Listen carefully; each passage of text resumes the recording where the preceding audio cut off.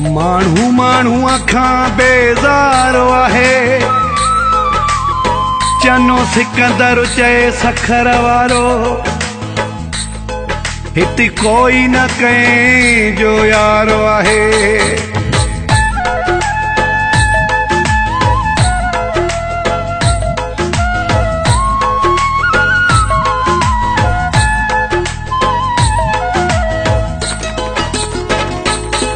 हिन हिजर जे मारियल आशिक जा हालात ॿुधे त रोंदे तूं,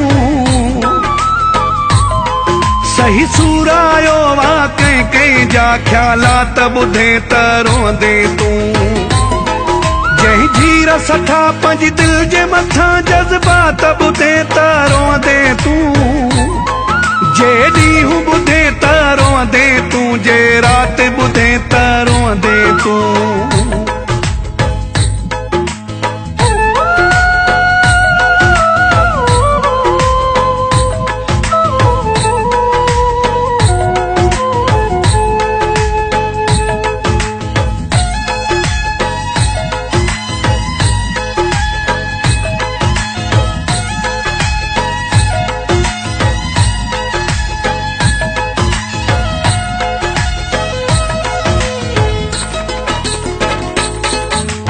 जहिड़ो ॾिसी थो अहिड़ो न हो, हर चीज़ मिलियल हस रब जी। मासूम हुयो मोचारो हुयो, कंदो इज़त हुयो हू सभ जी। हर ख़बर हुयो रखंदो अक्सर नंढे वॾे जे अदब जी। बेदर्द अची अहिड़ो अटकियुसि, जंहिं यारी रखियसि मतिलब जी, जंहिं यारी रखियसि मतिलब जी।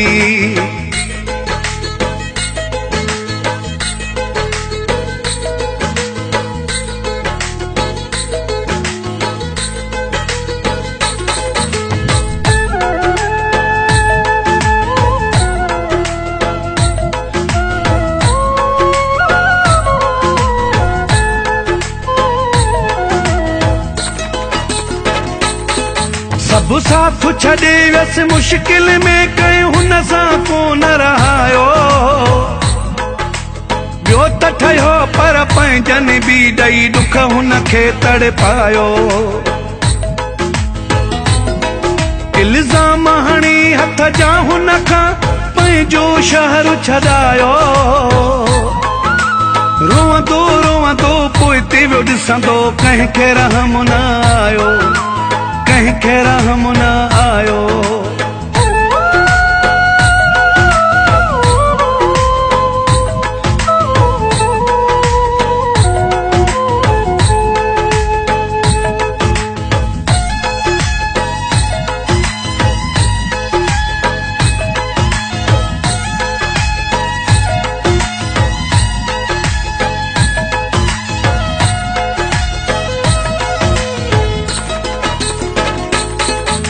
रोशन चाचा कंहिंजो मुक़ादर टुटे न तो बहदारी।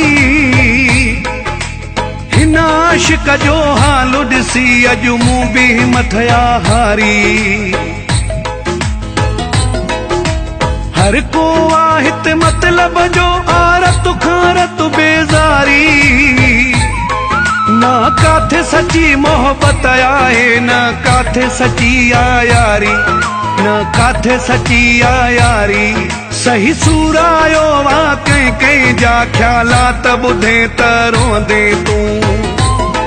जंहिं जीर सठा पंहिंजी दिलि जे मथां जज़्बात ॿुधे त रोंदे तूं, जे ॾींहुं ॿुधे त रोंदे तूं, जे राति ॿुधे त रोंदे तूं।